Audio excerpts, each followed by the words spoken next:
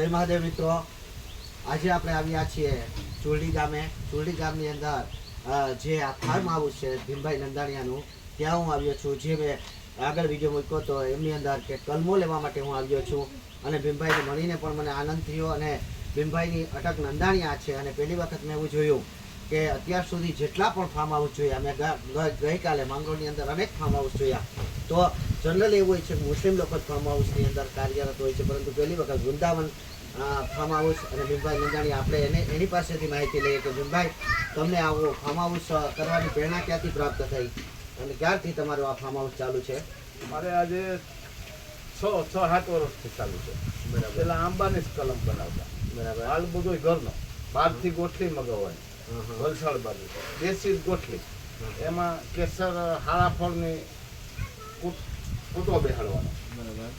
પછીથી એનો ડેવલપ કર્યો અને આગળ જતા અમે બીજી નવસારીને પણ ફાર્મ બનાવ્યું. બરાબર. આપણે ગળુ રોડ પર. હા, બરાબર છે. એ વંદરાવન નવસારી ફાર્મ છે. અહીંયા શોપીસ જાળવા તો બધું ઓલરેડી કોઈ પણ વસ્તુ માગો એ મળી શકે.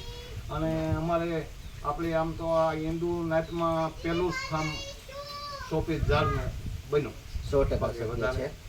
અહીંયા આપણે કલમો અમે લીધી ને આપણે તમને બતાવીએ કે કેવી સુંદર મજાની કલમો. અને આ ભીમભાઈ કઈ રીતે આ કલમો વાળે છે. અને આખો અત્યારે તો આમ જો તો આ ભીમભાઈ, તમે આંબા અને કલમો સિવાય અન્ય કોઈ આપને ત્યાં કલમો મળે કે આવા કોઈ ઝાડવા અન્ય કે?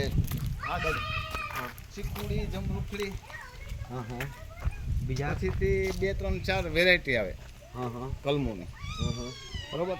દૂધ પેડો છે, આંબરડી છે, પછી અમ્રપાલ છે અને મિયાજાતિ. આ મિયાજાતિ વિશે તમે વાત કરતા હતા કે મિયાજાતિ એટલે કેરીનો જ જાત છે કે બીજું કાંઈ? મિયાજાતિ એટલે શું? કેરીનો જ જાત છે. લાલ કલરની કેરી થાય. બરોબર. એના એક છોડ 2500ની આજુ 5000ની આજુબાજુની કલમ મળે. ઓહો, બરાબર. એવી અમે નવો પ્રયોગ બતાવ્યો. અચ્છા, લાલ કલરનું ફ્રૂટ એટલે મેં એક વખત જામનગરની અંદર ખાધેલું છે. તો એક કંઈક લાખોમાં મણમાં કિંમત છે. કિંમત છે. બરાબર છે. આપણે ધીરુભાઈ અંબાણીનો જે બગીચો છે રિલાયન્સની અંદર, એમાં છે. અને એમાં ટાઉનશીપની અંદર ખાધી. આપણે બગીચાની મુલાકાત લઈએ આગળ. ભીમભાઈને મળીને ખૂબ જ આનંદ થયો. ભીમભાઈ એક પ્રેમાળ વ્યક્તિ છે અને પોતાના મજૂરો પ્રત્યેની અત્યારે એની જે લાગણી જોઈ એ જોઈને પણ મને ઘણો આનંદ થયો છે. આ બધી આંબાની જ કલમો વધારે? આ બધી આંબાની જ છે. કેસર. બરાબર.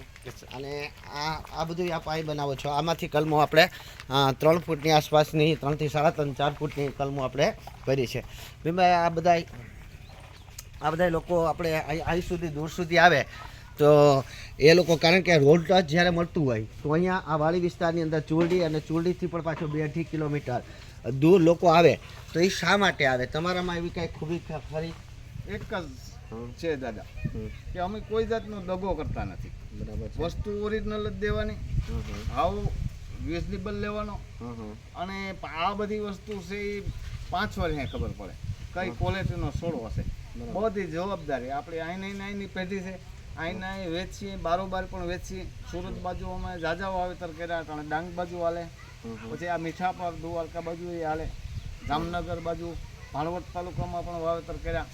પણ વટથી ધંધો કરવાનો અને વટથી જ કલમ દેવાની, ગેરંટીમાં એટલે ગેરંટી. હા, એ તો મેં તમને જ્યારે તમારો કોન્ટેક્ટ નંબર મારા મિત્ર વીએમ ચાંડેરા પાસેથી મળ્યા અને મેં તમને ફોન કર્યો તો હું ફોન ઉપર જ મેં તમારી અરે નક્કી કરી નાખ્યું કે તમારા શબ્દો જેવા હતા, તમારી વાણી જેવી હતી કે ભાઈ ત્યાં સુધી મારે લેવા જવું હતું. બાકી એક અગત્યની વાત કહી દઉં કે મેં કાલે માંગરોળની અંદર પણ ઘણી બધી જગ્યાએ, એટલે કે જે ત્યાં નર્સરીઓ છે ત્યાં પણ હું ગયો હતો, એટલે કે ફાર્મ હાઉસ છે ત્યાં ગયો હતો.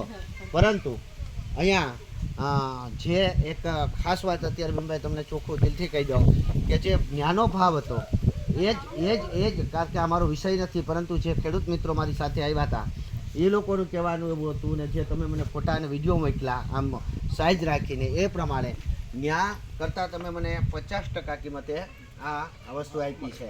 તો એમાં પણ કદાચ તમને નફો રહ્યો હોય, પરંતુ જે સામેની સાઈડની અંદર જે એટલો બધો નફો રહે છે એનાથી લોકોએ ચેતતું રહેવું જોઈએ ને સારો માલ લેવા માટે થઈને ભલે થોડેક દૂર આવવું પડે. આ જોવો, આ પાખી આ ફાર્મ હાઉસ આખું માત્ર ને માત્ર આંબા દેખાઈ રહ્યા છે અને આ બેનો પણ અત્યારે વર્કર જે છે તે કલમ ચલાવીને અહીંયા લઈ આવી રહ્યા છે. ભીમભાઈ, બીજું કાંઈ આપણા દર્શક મિત્રોને કહેવા માંગતા હોય તો કહો. આપના સુધી લોકો પહેરાય ને આવે. આપનું પૂરું નામ ભીમભાઈ નંદાણીયા અને આપના મોબાઈલ નંબર બોલી જાઓ. મારું ગામ સુરલી, તાલુકો માળિયા, જિલ્લો જુનાગઢ. બરોબર. અહીંયા એક ગેરંટી જ આપીએ, કોઈ વસ્તુ નબળી નહીં મળે, ગેરંટી સાથે વસ્તુ આપીએ. અને એ અમારું ડેવલપ છે, કોઈ પાસેથી વધારે કિંમત નહીં લેવાની. નહીંતર આ ફાર્મવાળા હોય તો અહીંથી લઈને પણ ત્યાં વેચતો હોય તો એનું કાઢે એટલે ડબલ પૈસા થાય. પણ મૂળ સ્થળ સુધી પૂછવું એ આપણી ફરજ છે. બરાબર. તો ભીમભાઈ, તમારા નંબર બોલી જાઓ. અમારા નંબર છે 98 791 37 039. અને આ ફોન ઉપર પણ ભીમભાઈનો સંપર્ક કરશો તો 100% આપને ગમે ત્યારે સંપર્ક કરજો, ત્યારે તમને 100% સાચી માહિતી તેઓ આપશે. જેની પાસે હશે તે જ તમને કહેશે. અને આજ સુધી આપણે જો મારે તો ઘણા બધા છોડો લેવાતા, એટલે મને તો બહુ સસ્તું પડ્યું છે. 50% ઉપર સસ્તું પડ્યું છે એમ કહો તો હાલે. પરંતુ આપણે કદાચ ને 10 છોડ લેવા હશે કે 20 કે 50 છોડ લેવા હશે તો આપ એક વખત જ્યારે આની મુલાકાત લેશો ત્યારે તમને એમ થશે કે ઓહો, અમે તો બીજેથી લૂંટાતા હતા જ. એટલે અવશ્ય આપ પધારજો. ચોરડી ગામ ગળુથી કેટલા કિલોમીટર છે? ગળુથી માત્ર 9 કિલોમીટરના અંતરે. અને સુંદર મજાનું વાતાવરણની અંદર આ ફાર્મ હાઉસ છે. એક રીતે તો તમે અહીં આવો તો તમને એમ જ થાય કે અહીં થોડીક કલાક 1.5 કલાક બેસો. અમે પણ 1.5 કલાકથી બેઠા છે. ભીમભાઈ, આપનો ખૂબ ખૂબ આભાર. અને આશા રાખું છું કે મારા દર્શક મિત્રો છે એ આપની ફાર્મની જે લોકોની જરૂરત હશે એ આપની મુલાકાત અવશ્ય લેશે. જય શ્રી કૃષ્ણ.